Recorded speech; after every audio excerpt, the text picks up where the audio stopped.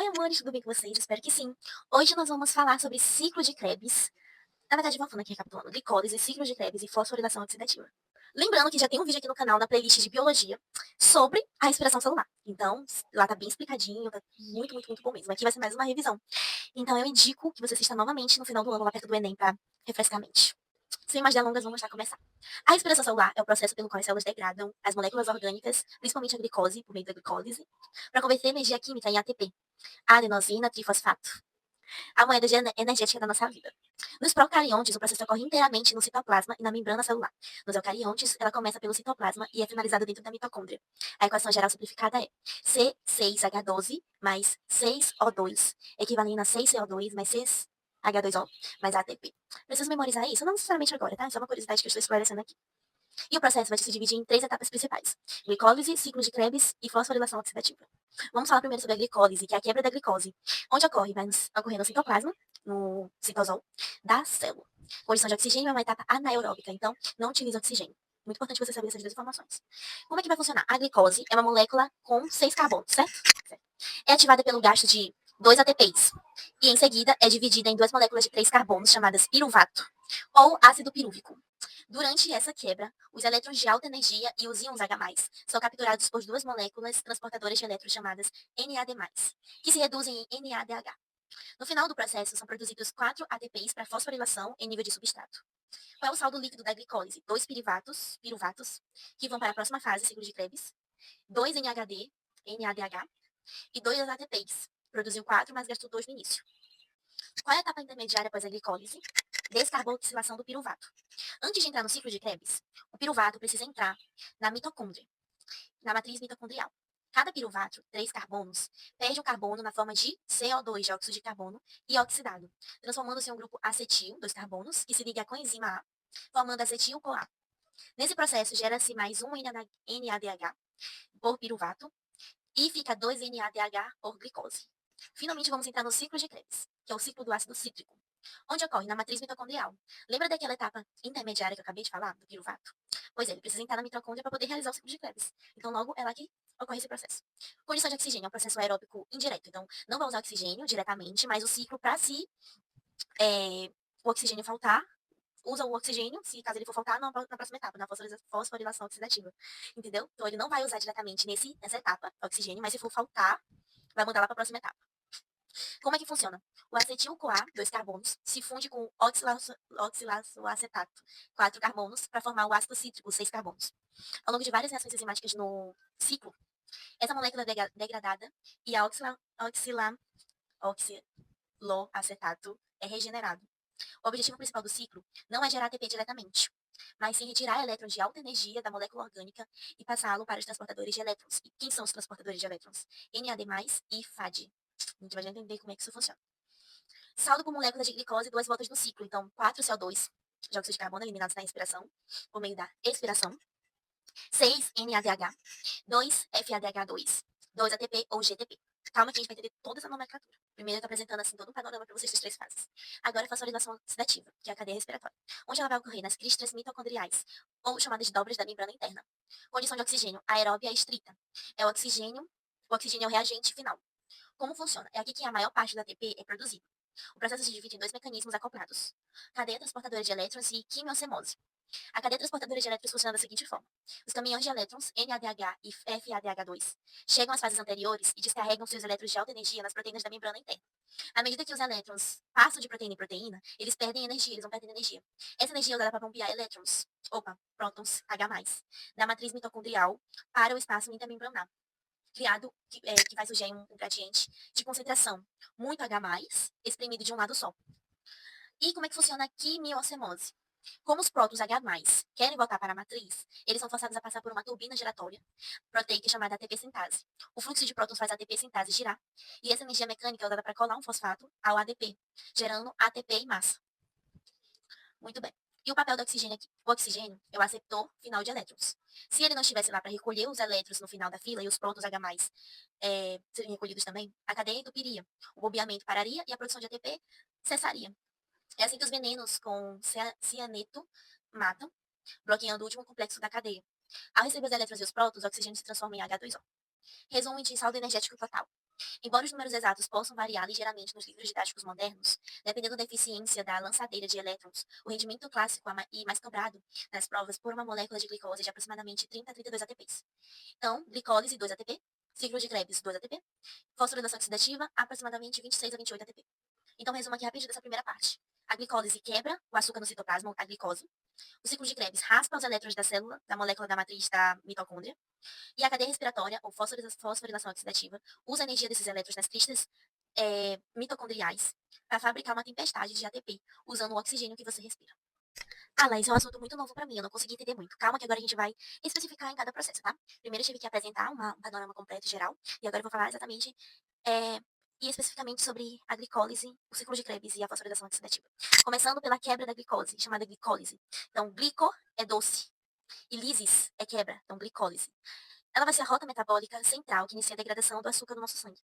Ela é considerada uma das vias bioquímicas mais antigas do planeta, ocorrendo exatamente da mesma forma de uma bactéria anaeróbica ou nas suas próprias células musculares. Ela acontece inteiramente no citoplasma celular de forma anaeróbica, sem uso qualquer de oxigênio.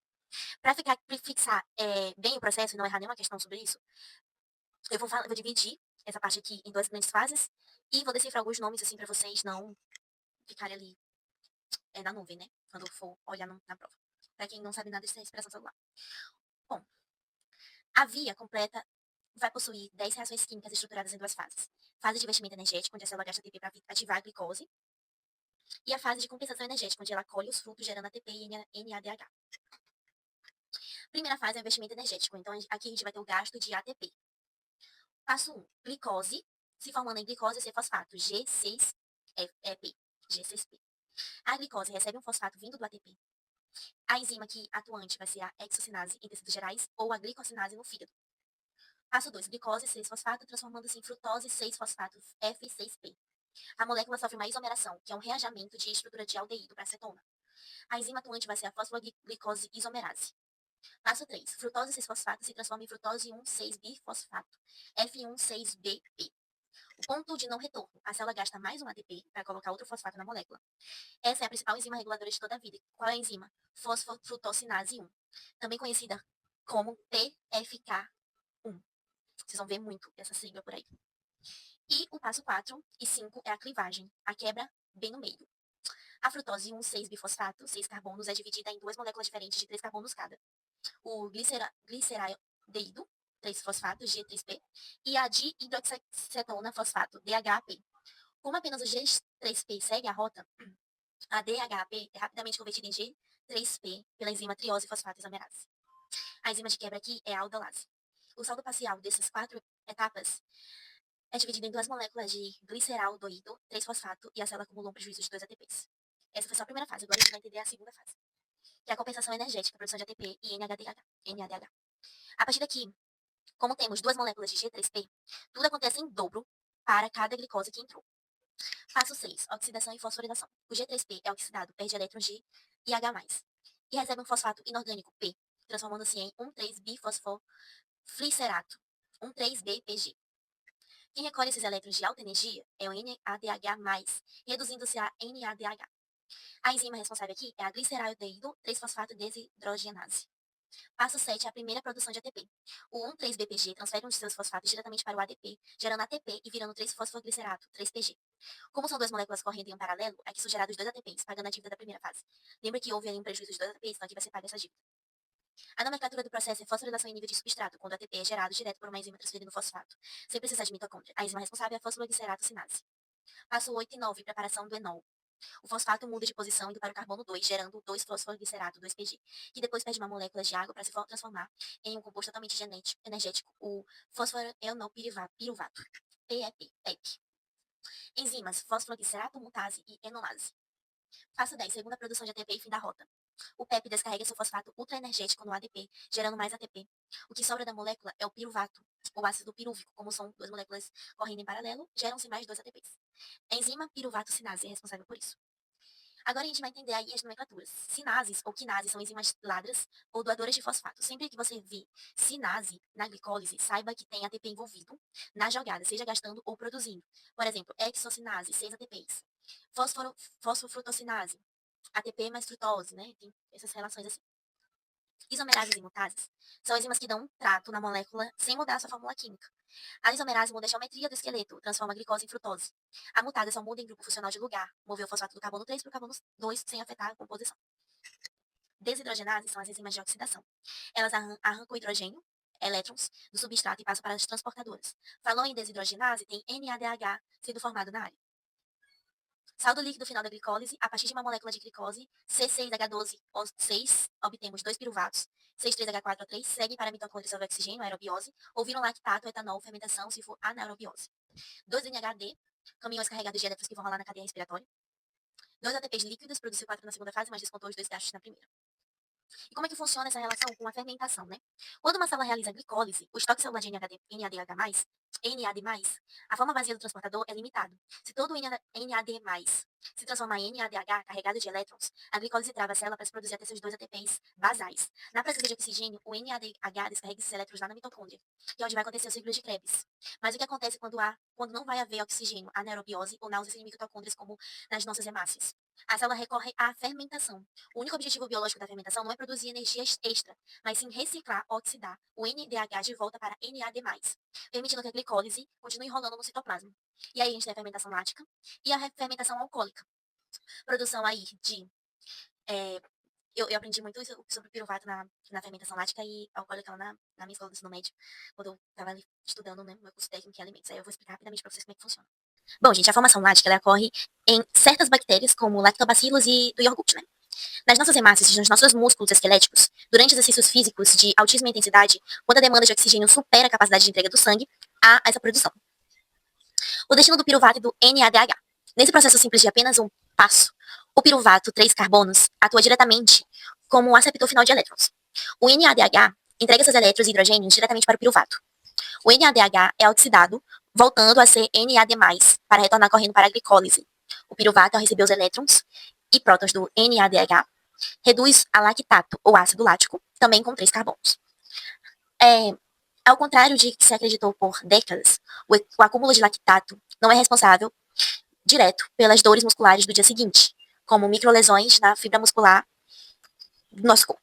O lactato produzido no músculo cai na corrente sanguínea e vai até o fígado, onde é reconvertido em glicose por meio de um circuito chamado ciclo de Cori. A fermentação alcoólica é um processo realizado por algumas bactérias e classificadamente com leveduras, fungos unicelulares, como o famoso Saccharomyces cerevisiae, o fermento biológico usado no pão, na cerveja e no vinho. O destino do piruvato e do NADH. Aqui o processo acontece em 2 etapas, pois o piruvato precisa ser estratificado antes de receber os elétrons. Então, descarboxilação. Cada molécula de piruvato 3 carbonos perde um grupo carboxila na forma de gás carbônico CO2. O composto resultante dessa quebra é o acetaldeído, 2 carbonos. Redução é o acetaldeído e não o piruvato, que funciona como um aceptor final de elétrons. O NADH entrega seus elétrons para o acetaldeído. O NDH é oxidado a NAD+, ficando livre para manter a glicólise ativa. O acetaldeído, ao receber os elétrons do NADH, reduz a etanol, álcool comum com 2 carbonos. Então é isso, gente. Quem realiza a fermentação lática? Músculos humanos, hemácias, lactobacilos. Fermentação alcoólica, leveduras, fungos e algumas bactérias. Aceptor final de elétrons na fermentação lática, o próprio piruvato. Na fermentação alcoólica, o acetaldeído. Produtos finais, fermentação lática, lactato. Fermentação alcoólica, etanol e dióxido de carbono. Libera gás, dióxido de carbono. Fermentação lática, não, por isso o músculo não estufa. E fermentação alcoólica, sim, faz a massa do pão crescer e dá o gás aí da cerveja, né? Saldo energético total, fermentação lática, 2 ATPs vindo puramente da glicólise. Fermentação alcoólica, 2 ATPs vindo puramente da glicólise também. Agora sobre o ciclo de Krebs. Bom, gente, ele também é chamado de ciclo do ácido cítrico ou ciclo do ácidos tricarboxílicos. É a segunda etapa aí da respiração celular aeróbica. Ele acontece dentro da matriz mitocondrial e funciona como uma verdadeira usina de raspagem de elétrons. Vamos entender. O grande segredo para entender o ciclo de Krebs é o objetivo dele não fazer ATP diretamente, mas sim quebrar os carbonos do que sobrou da glicose para extrair elétrons de alta energia. Esses elétrons são colocados nos caminhões transportadores chamados NAD+, e FAD, que vão levar energia para a terceira etapa, fosforilação oxidativa, que tem como produto oxigênio. Bom, a etapa de preparação. O piruvato 3 carbonos produzido lá na glicólise, na primeira etapa, não consegue entrar direto no ciclo. Ele precisa pegar um pedágio ao entrar na matriz mitocondrial. Então, como é que isso funciona? Perde um carbono na forma de CO2, descarboxilação, perde elétrons para o NAD+, gerando um NADH, oxidação. O que resta dele, um grupo acetil de 2 carbonos, se liga à coenzima A, formando o acetil-CoA. É dessa forma que ele vai entrar no ciclo de Krebs. O ciclo é uma rota circular de 8 reações enzimáticas, como se fosse uma roda gigante onde os carbonos entram, são desmantelados, tá? E a roda volta para a posição inicial. A união acetil-CoA, 2 carbonos, se funde com oxilacetato, 4 carbonos, para formar um citrato, ácido cítrico de 6 carbonos. A coenzima A é liberada para buscar outro piruvato. Então é por meio da coenzima A que o piruvato entra no ciclo de Krebs, na matriz mitocondrial. A isomerização do citrato é reorganizado e vira isocitrato, 6 carbonos. Primeira raspagem de elétrons. O isocitrato perde um carbono na forma de CO2 e perde elétrons, transformando NAD+, em NADH. Ele vira alfa-cetoglutarato, 5 carbonos. Segunda raspagem de elétrons. O alfa-cetoglutarato perde mais um CO2 e elétrons para o outro NAD+, gerando mais um NADH. O composto se liga temporariamente à coenzima A, virando succinil-CoA, 4 carbonos. Ganho de energia direta. A ligação com a CoA se rompe, liberando energia suficiente para colar um fosfato no GDP ou ADP, gerando um GTP ou ATP. O composto vira succinato, 4 carbonos. Terceira raspagem, o caminho é diferente. O succinato é oxidado e os elétrons são entregues para o FAD, gerando FADH2. O composto vira fumarato, 4 carbonos. A hidratação, o fumarato recebe uma molécula de água e vira malato, 4 carbonos. Última raspagem, reinício, o malato é oxidado por último, NAD+, gerando o terceiro NADH. Com isso, o oxalacetato, 4 carbonos, é regenerado e fica livre para receber o próximo acetil, coenzima A. Primeiro macete para a gente aprender a ordem dos compostos. O cavalo insistente apontou seu sujo focinho morto. O cavalo insistente apontou seu sujo focinho morto. O, oxalacetato. C, citrato. I, isocitrato. A, alfa-cetoglutarato. S, succinil-CoA. S, succinato. F, fumarato. M, malato. Essa é a sequência dos nomes dos intermediários nas provas discursivas ou testes complexos sobre ciclos de Krebs. Macete 2. Quem faz par com quem? As enzimas e os produtos. Do succinato para fumarato gera FADH2. Repare nas letras iniciais. O succinato vira fumarato e gera FAD. É o único momento do ciclo onde o FAD entra em cena. Toda desidrogenase limpa o substrato. Se a enzima tem desidrogenase, no nome isocitrato, desidrogenase, malato desidrogenase, ela está arrancando hidrogênios carregados de elétrons para fabricar NADH. Ela quer transformar NAD+, para NADH, ou FADH2. Então, o ciclo de Krebs é uma máquina de descarbonização. Ele pega o combustível orgânico, desmonta jogando CO2 para fora, que você elimina por meio do processo de expiração, e carrega os caminhões NADH e FADH2 para abastecer a grande usina da ATP, que vem a seguir, a fosforilação oxidativa. Para finalizar nossa aula, eu vou explicar detalhadamente sobre a fosforilação oxidativa e a cadeia transportadora de elétrons com esquemas e macetes. A fosforilação oxidativa é o grande finale de respiração celular.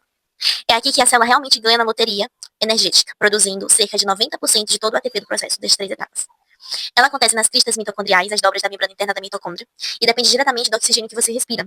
O processo é dividido em 2 eventos que acontecem colados um no outro: cadeia transportadora de elétrons e quimiocemose, que eu falei para vocês no início da aula. Bom, imagine a membrana interna da mitocôndria como uma represa cheia de comportas elétricas. Complexos proteicos 1, 2, 3, 4 e só. 1, 2, 3 e 4. Os caminhões NADH e FADH chegam carregados de elétrons de alta energia vindos da glicólise e do ciclo de Krebs. A eletricidade, os elétrons vão saltar do complexo em complexo. A água da represa, os prótons H+, que serão empurrados para o espaço entre as 2 membranas da mitocôndria. Vamos para o passo a passo. O descarregamento da corrente elétrica. O NADH chega no complexo 1 e descarrega seus elétrons de alta energia, voltando a ser NAD+. Ponto, essa é a primeira parte. Aí o FADH2 faz o mesmo, mas entrega seus elétrons um pouco mais adiante no complexo 2. Por isso ele rende menos energia. Esses elétrons começam a viajar pelos complexos, passando pelos transportadores móveis como a coenzima Q e o citrocromo C. Cada vez que o elétron pula para o próximo complexo, ele perde um pouquinho de energia, ele se desgasta mais. Bom, bobeamento de H+. A energia que os elétrons perdem ao passar pelos complexos 1, 2 e 4, 1, 3 e 4 é usada para fazer um trabalho mecânico, bombear prótons, H+, da matriz mitocondrial para o espaço intermembranar.